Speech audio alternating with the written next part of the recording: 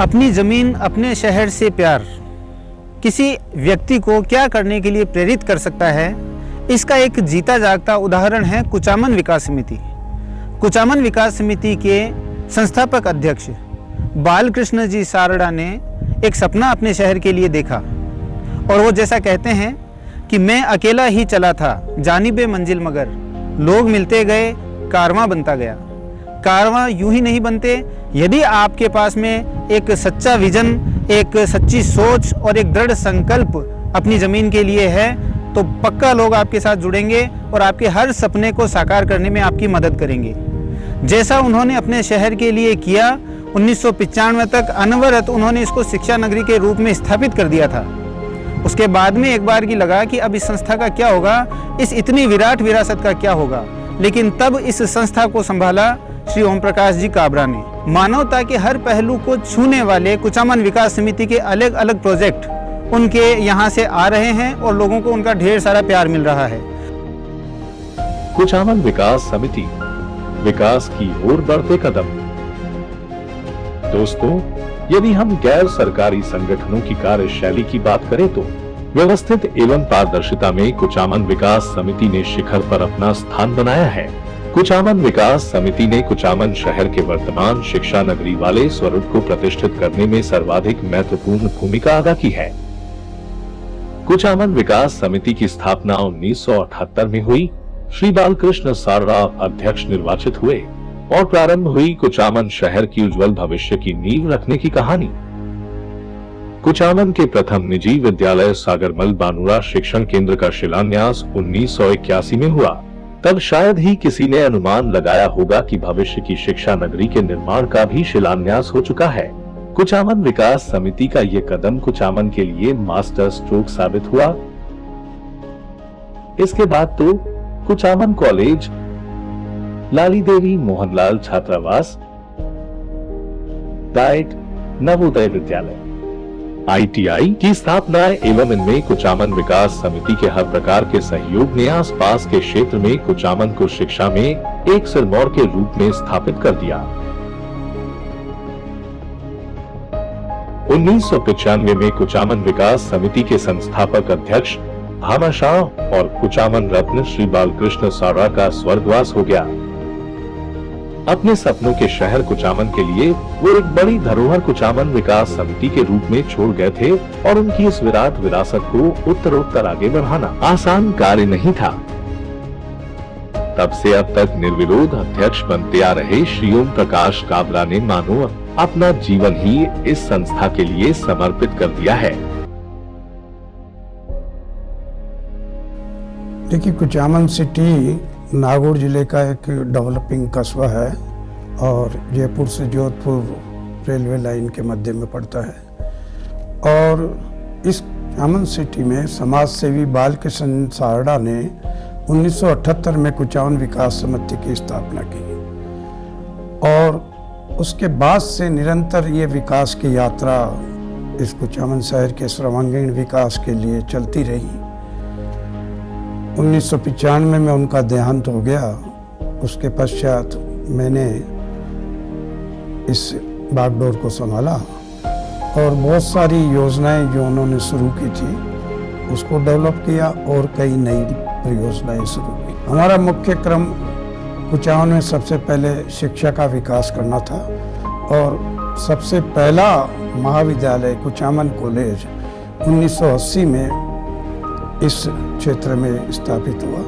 उसके साथ ही सागरमल बानुड़ा आदर्श बाल मंदिर, जो इस क्षेत्र का निजी क्षेत्र में पहला विद्यालय था, उसका माननीय कपड़ा राज्य मंत्री अशोक जी गहलोत उस समय थे, उन्होंने इसका उद्घाटन किया। और इसके पश्चात बहुत सारी निजी शिक्षण संस्थाएं कुचामन में आई और कुचामन आज एक शिक्षा नगरी के रूप में पहचान बना रहा है। वर्तमान में कुचामन विकास समिति ने शिक्षा के साथ ही चिकित्सा एवं सेवा क्षेत्र को अपने प्रमुख प्रकल्पों में लिया है। शिक्षा के बाद में हम लोगों ने स्वास्थ्य के क्षेत्र में कुछ परियोजनाएं स्थापित की और सामाजिक सेवा में भी काफी कार्य किए। अब हमारा मंतव्य है कि शिक्षा में दूसरे कई इंस्टीट्यूशंस प्राइवेट लोग आ रहे हैं तो कुछ सेवा के काम किए जाए। वृद्धाश्रम और अपना घर सबसे प्रमुख प्रोजेक्ट के रूप में संचालित हो रहे हैं।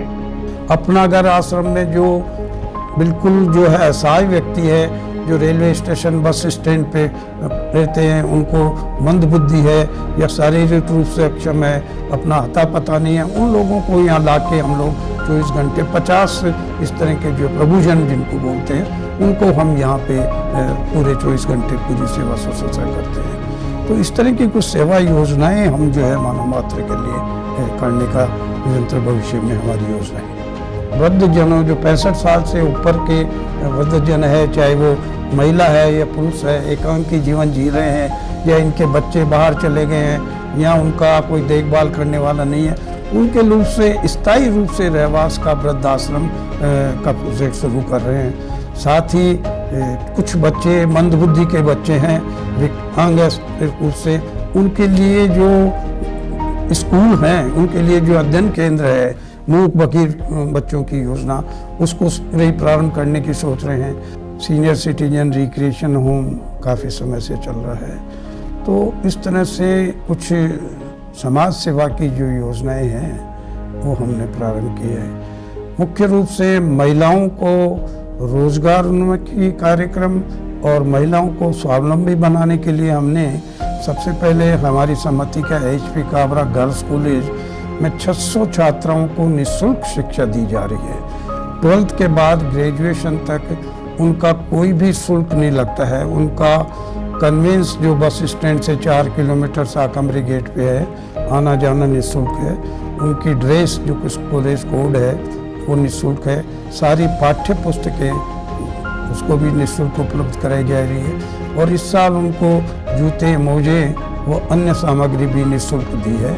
यानी पेरेंट्स का एक भी पैसा जब तक अपनी छात्रा को ग्रेजुएशन करवाते हैं तब तक एक पैसा नहीं लगता है। ये एक अनूठी बेटी बचाओ बेटी पढ़ाओ की योजना माननीय प्रधानमंत्री जी से प्रेरित होकर हमने शुरू की, जो आज 600 लड़कियां उस कॉलेज में अध्ययन कर रही है।